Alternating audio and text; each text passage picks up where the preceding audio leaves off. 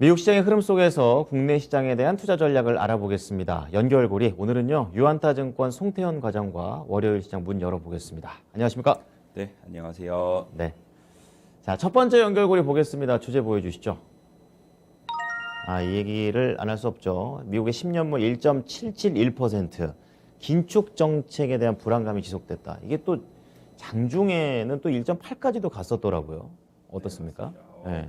사실 미국 시장에 계속적으로 이제 하락이 나오는 것의 가장 주된 원인이 네. FOMC 유사록 이제 네. 발표가 되고 난 이후에 거기서 양적 긴축까지 벌써 카드를 만지고 있구나라는 이런 불안감 이런 것들이 더욱더 심해지게 되면서 사실상 이제 기술주라든지 아니면 성장주 위주의 종목들의 네. 하락폭이 커지고 있는데 사실상 이것에 있어서 저가 매수세가 들어오면서 분위기가 반전이 되어야지만 사실 이제 그렇죠. 다시 한 번 더 미국 증시가 위로 상향이 나오는 흐름이 나오게 될 텐데 이렇게. 아직까지는 그러한 흐름이 나오지 못하고 계속적으로 이제 밀려서 내려가고 있는 이런 흐름이 나오고 있다라고 보시면 될 것 같고 그렇군요. 그 반대 국편에는 미국 국채 10년물 금리가 정말 수직적으로 상승을 하고 있다라고 보시면 될 것 같습니다. 네네. 아까 말씀을 하신 것처럼 장중에는 1.8%를 넘어가는 흐름이 나오게 되고요. 뭐 장 종료에는 1.77%로 이제 마감이 됐었는데 낮지 않아요? 사실 네. 지난 12월 달을 생각을 해보면 1.4 정도에서 머무르고 있었었는데 많이 오른 거죠. 이것이 정말 빠르게 많이 올라왔다는 뭐 이런 부분을 생각을 해봤을 때는 네.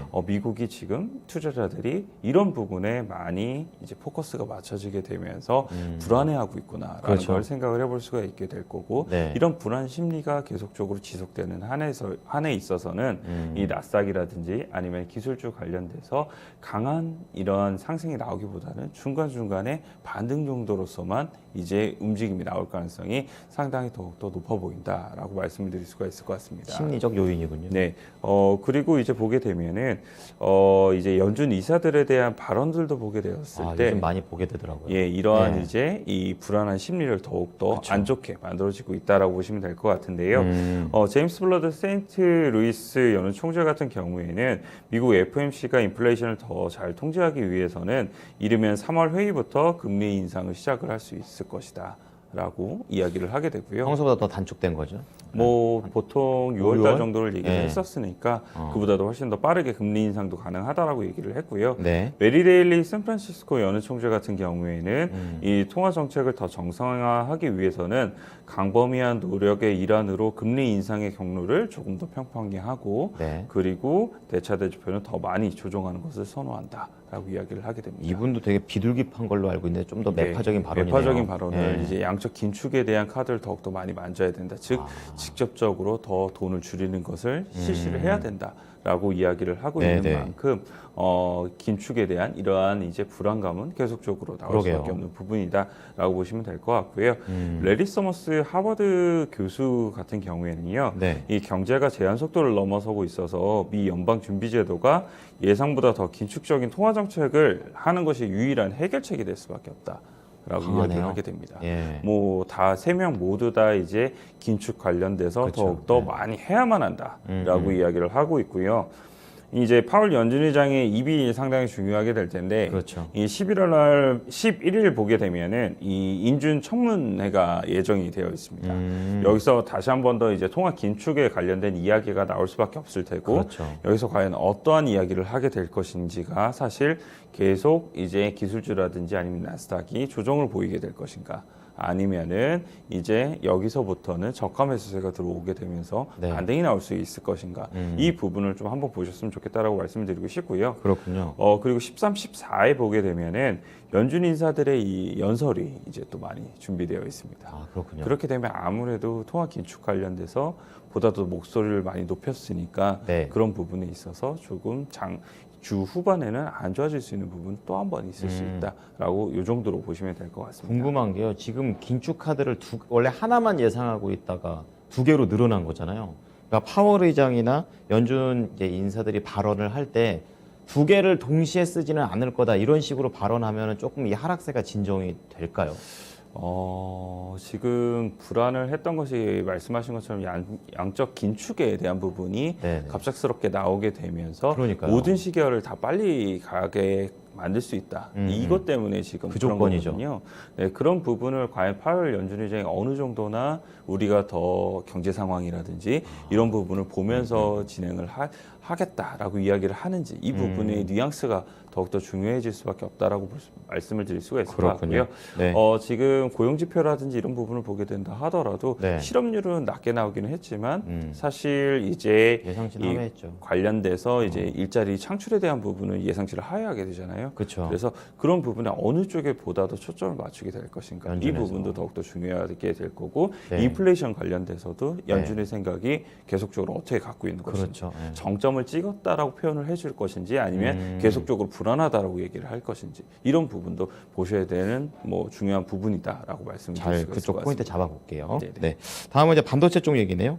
예, 아무래도 이제 이러한 이제 흐름이 나오다 보니까 반도체 관련돼서도 그닥 좋지 못한 흐름이 나오고 그렇더라고요. 있습니다. 네. 필라델피아 반도체 지수가 2.88% 이제 하락을 하게 되면서 어. 주요한 종목들 같은 경우에도 하락폭이 네. 이제 나왔다라고 보시면 될 것 같은데요. AMD나 엔비디아가 한 3% 정도 많이 밀렸네요. 이제 하락을 하게 되고 예. 이제 어프라이 머티리얼즈 그리고 KLA-덴코 같은 경우 이런 장비 업체들 같은 경우에도 한 3% 정도 이제 하락이 나왔습니다. 그리고 마이크론 테크놀로지가 그나마 이제 하락폭이 조금 적게 나오게 되면서 메모리 쪽이죠. 1.25% 정도 하락이 나오고 있는데 네. 그래도 그나마 이렇게 이제 하드웨어 쪽 조금 더 실적이 기반이 되어 있는 쪽 같은 경우에는 네. 이 성장주다 하더라도 이 하락폭 자체가 조금 제한적으로 움직이는 흐름이 많이 나오고 있다라고 보시면 될 것 있군요. 같은데요. 예. 반대로 이제 소프트웨어 업종 같은 경우에는 하락폭이 훨씬 더 많이 진행이 되고 있습니다. 어떻습니까? 로블록스 같은 경우에는 5.4% 정도 하락이 나오게 되면서 많이 내려갔네요. 로블록스에 대한 주가 자체가 네. 사실 한 120불까지도 올라갔던 부분이 있었었는데 뭐 지금은 뭐 계속적으로 하락을 하게 되면서 100% 언더까지 뭐 계속적으로 내려가고 있다라고 그렇군요. 보시면 될 것 같고요. 네. 메타포트 같은 경우에도 한 4% 정도의 하락이 나오게 되고 이 튜일리오 같은 경우에도 한 3.5% 정도 하락이 나오게 되면서 대부분의 소프트 업체들 같은 경우에는 좋지 못한 흐름이 나오고 있고 하락이 전일 금요일에는 그렇게 많이 나오지 않는다 하더라도 네. 이제 그 전에 보게 되면은 뭐 스냅이라든지 네. 아니면은 뭐 펠로톤이라든지 뭐 이런 업체들 같은 경우 보게 되면은 하락폭 자체가 엄청 크거든요. 그렇군요. 그래서 이 소프트웨어 업체들이 지금 이런 부분에 있어서 더욱더 가파르게 하락이 많이 나오고 있다. 이렇게 보시면 될 것 같습니다. 반도체 쪽에서는 또 소프트가 또 약하군요. 그렇다면 국내에서는 이런 성장주들의 이런 부진함이라든지 또 연결이 계속 되고 있는데 어떤 종목들을 볼까요? 아무래도 요즘 움직임이 계속적으로 안 좋은 게 네. 대표적인 종목으로 네이버랑 카카오를 카카오, 네. 이제 볼 수가 있을 것 같습니다. 왜 이렇게 밀리냐고 그러더라고요. 실적에 대한 뭐 컨센서스라든지 이런 부분이 안 음. 좋다라고 이야기가 나오고 있기는 하지만 네. 아까 말씀을 드리고 있는 미국 시장에서도 소프트웨어 중심적으로 네. 보다 더 하락폭이 심했다는 점, 뭐 이런 점이 투자 심리라든지 아니면은 수급상에 있어서도 그닥 좋지 못한 흐름이 나오고 있다. 또 다른 이렇게 좀 악재군요. 보시면 될 것 같고요. 네네. 이런 흐름 자체는 미국에서에 대한 이런 반등이 나오기 전까지는 국내에서도 네이버라든지 카카오가 네. 그닥 좋지 못한 흐름이 나올 가능성이 상당히 높아 보인다. 이렇게 생각되고 있습니다. 그렇군요. 그러면은 이런 카카오 네이버 말고도 다른 종목으로 연결될 부분들은 있을까요?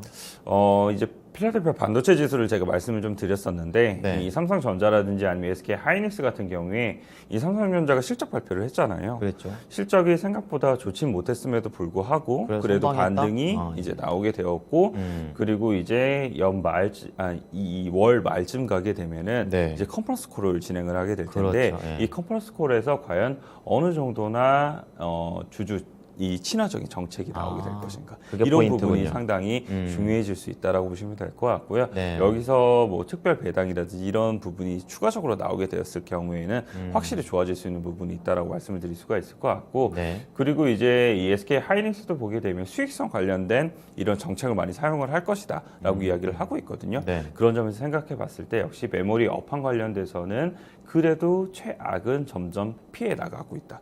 돌아서고 있다. 이 정도로서 보시는 것이 맞지 않을까 이렇게 생각되고 있습니다. 삼성전자랑 SK 하이닉스 갖고 계신 분들은 그나마 참 다행이다 이런 생각이 들 것 같습니다. 좀 빠른 회복을 빌고요. 자, 두 번째 연결고리 들어가 보겠습니다. 주제 보여주시죠. 자, 이번에는 항공 쪽이네요. 또 지난주 금요일에 보니까 항공주들이 보잉을 필두로 해서 전반적으로 되게 잘 나왔습니다. 수요 회복에 대한 얘기가 있군요. 네.